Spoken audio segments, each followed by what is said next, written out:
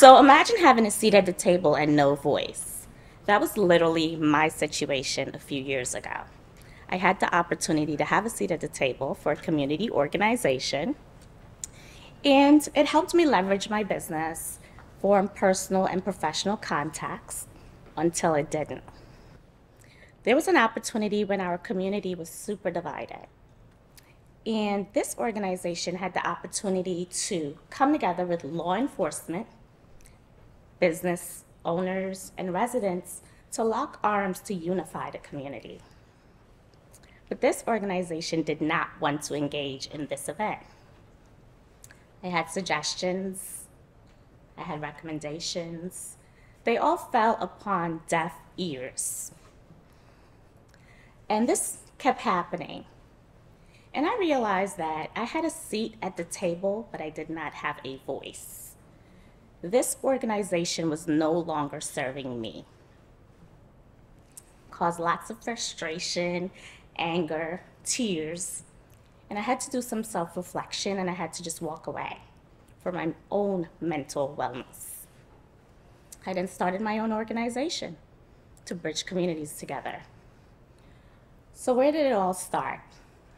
I am from a biracial immigrant family that migrated to the US when I was a child. I am the oldest of 4 siblings, and we were always taught to stand up for ourselves, speak up for ourselves, and advocate for ourselves. Not only did I have to do that for myself, but for my siblings as the little big sister. So I stand before you today as an advocate for women and racial equality and for women empowerment. But women are going through a lot today in leadership roles. Do you know how many women are CEOs today in the United States? According to a recent research done by PitchBook in 2021, 2.4% of venture capital organizations are ran by women founders and co-founders. Fortune did a study as well in 2021. 7.4% of women are CEOs of Fortune 500 companies. Those numbers are alarming, and it's even more jarring for women of color.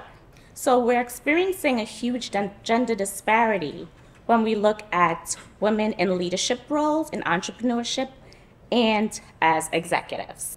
And for me as an immigrant, being told I can have the American dream, I can be all I want it to be, that doesn't correlate, okay? So we need to confront the issues of the women that are currently in those roles, that are being silenced, they're being censored, and not living up to their full impact and potential that they can bring to society. Censorship has a huge effect on mental health and wellness.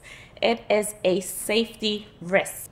Earlier this year, there was a national story out of Missouri where a woman in a leadership position was bullied to the brink of taking her own life. And that's pretty disturbing. It's saddening, but it's a great example that women are going through this. They're being harassed, bullied, intimidated in the workplace. And the signs were there, but they were ignored. This is having a huge mental impact on women.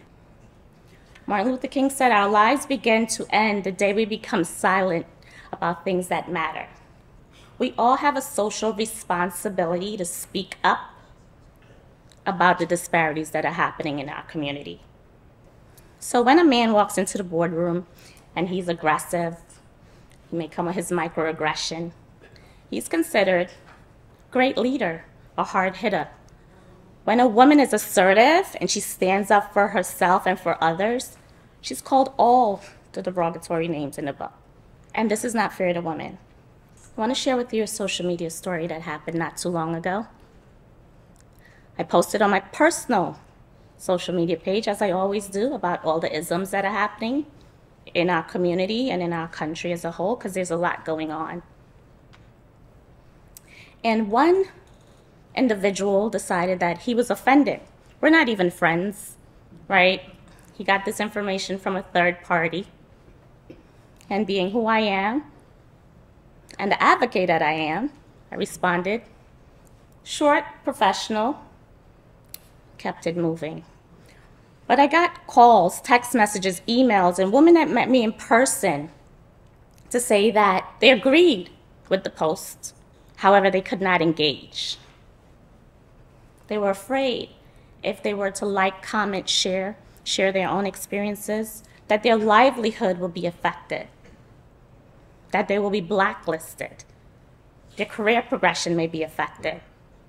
And that's not okay. So that gave me encouragement. While I encouraged those women, they inspired me to keep going, to keep advocating, so one day they can speak up and share their own experiences without being afraid of jeopardizing their livelihood.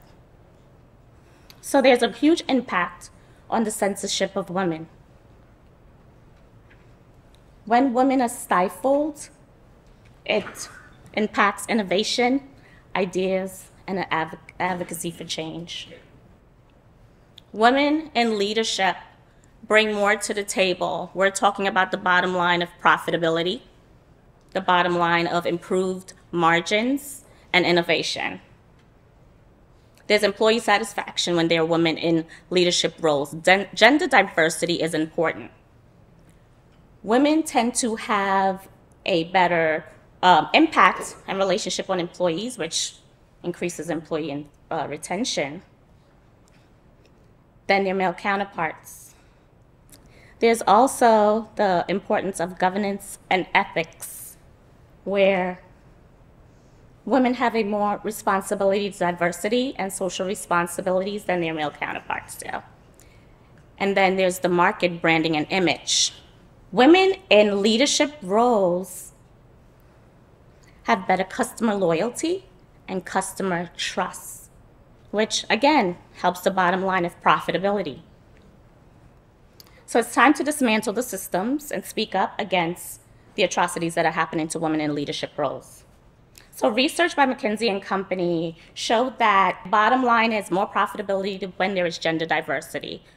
There is 6% margins for companies that had women in the top ranks than companies that had no women in the top ranks. So there's hope. We can all make a change. We can all make a difference. We can all raise awareness. We can all speak up about bullying, intimidation, harassment, sometimes violence in the workplace against women. We can all foster supportive cultures, provide resources and training for women, creating safe spaces, confidential spaces for women to speak up and for other employees to speak up. We can establish clear policies. What does bullying look like? What is the definition and what are the consequences for that? We can all lead by example. We could promote accountability, hold each other accountable. When you're hearing these comments in private and public spaces, all the name calling, speak up and hold each other accountable. Men, hold each other accountable. And we can all advocate for change. We all have a social responsibility to do something for the young women and girls that are coming up. So as we reflect on those 7 points, again, we all have a responsibility to make a change and confront the censorship of women and breaking the silence, so women are comfortable speaking up and leading to their full potential. So let's look forward. So imagine a world where the voices of women in leadership are lifted up and celebrated and not censored. We're not quite there yet, but today we did shine a light on that and why these behaviors need to end. Thank you.